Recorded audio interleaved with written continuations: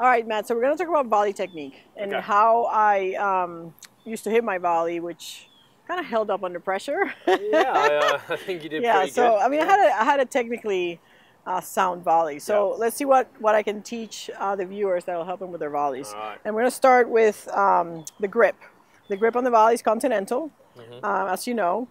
The lower levels, sometimes they tend to have a little Western grip and they switching their volleys back and forth, their volley grips. It's not ideal, but if you can get away with it at the lower levels, it's okay. The problem with changing grips when the ball comes faster, you don't have time, as you know. How do you get to the continental? So the continental, basically, if you put this part of your hand on the racket and you just slide it down, then you've got continental. Yeah, that was a good question. So that's your basic continental grip.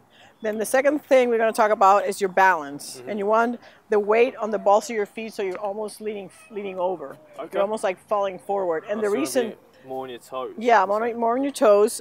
We talk about this split step. Everybody tells you to split, but why do you split? And the reason you split is because Newton's theory of law comes into play, your theory of motion, that says that an object at rest is, an object in motion is easier to move than an object at rest, right? So if you're just standing still, for you to go move to that ball, it's a lot harder than if you're like already on the move. Yeah, so you want to make sure that you have that little split step before the ball comes. Now there's two V's that are formed with your volley. You have these two V's, and you want to maintain the V throughout the backswing and then the other V that formed was this one with my arm in my racket. So the backswing and the volley is just simply turning the V.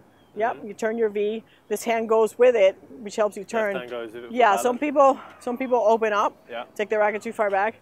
Now at the backswing, I should be able to still see my racket with the peripheral vision. Like if you take your racket all the way back here, it's too far back, and then you're like slapping at it. You're gonna be late. Yeah. All right. So on the backswing, when you're at the the furthest point back in the backswing, that's as far as it needs to go. And then there's two planes you don't want to cross. You don't want to cross the horizontal plane, and you don't want to cross the vertical plane. So when the volley comes, you don't want to hit high to low. Right. You want to actually there's three positions you can volley from. High volleys, let's call that position 3. Mid-level volleys or waist-level volleys, position 2. And then low volleys is position 1. All three of those end in position 2. So if you have a high volley, you can come down a little bit. Always keeping it out in front of you. Yeah, exactly. And then if you have volley in position 2, it goes 2 to 2. And if you have volley in position 1, you want to come up to give you depth on the ball. Yeah, correct. So then again, the horizontal plane shouldn't be crossed, and then the vertical plane also shouldn't be crossed. A lot of times people come across their bodies when they hit the volley. You want to keep everything out here. So you must follow through on the volley. Yeah, they slap it, they break their wrist. I see how I maintain this V throughout the shot. Strong. Sometimes nowadays players are volleying with not such an extreme V. They're volleying a little bit the racket more parallel to the ground. Why is that? I don't know why they do that. I've been wondering that. Maybe because of the power. More feel or the racket? I think it's the power. It's a little easier to absorb power there than it is to absorb it here. That's the only thing I can think of. This is a weaker position. I've always been told keep it strong here. Yeah, but that's kind of changed a little bit. And I think, again, it's because of the power, but recreational players don't have this kind of power. So I think for them, still keeping the ball up here. And then the other thing is you want to hit on the outside of the ball. When you're hitting the volley, the outside of the ball would be over here. So you don't want to hit the ball through the middle. And also on the backhand volley is even more important because on the backhand volley, the tendency is to hit on the inside of the ball.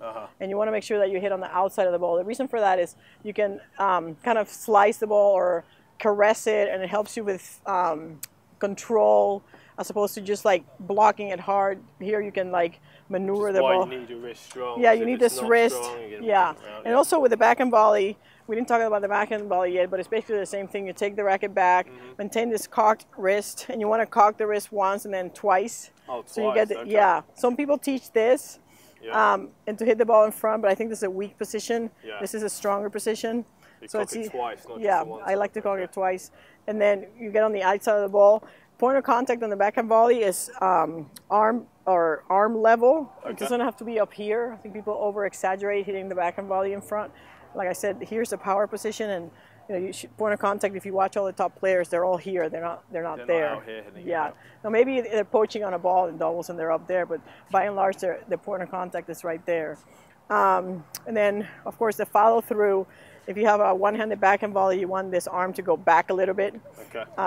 For a little, for a little control, and it also keeps you sideways. You don't come open. Yep. If you do that, you're staying sideways.